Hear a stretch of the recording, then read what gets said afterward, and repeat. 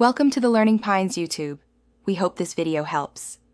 You start by confirming your iPhone runs iOS 13 or later because font profiles require system support.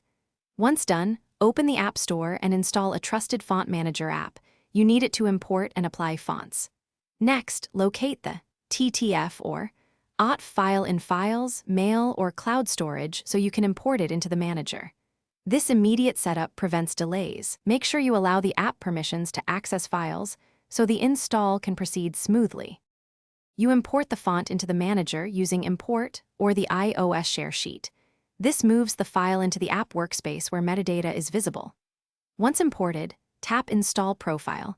This creates a configuration profile signed by the app that iOS recognizes. Then open Settings General Profiles or Profiles and Device Management to enable the newly added profile.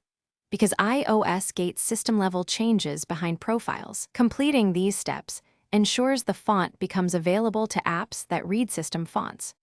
Now you activate the font in Settings or within apps that support custom fonts.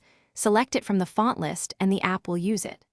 Once selected, restart any apps that were open so they reload font caches. If it still doesn't appear, reboot the iPhone to force a full refresh. If installation fails, remove the profile in Settings, verify the TTF/OTF isn't corrupted, and repeat the import process with a known good file. That single troubleshooting step solves most issues quickly. Thanks for watching. Consider subscribing if we helped you.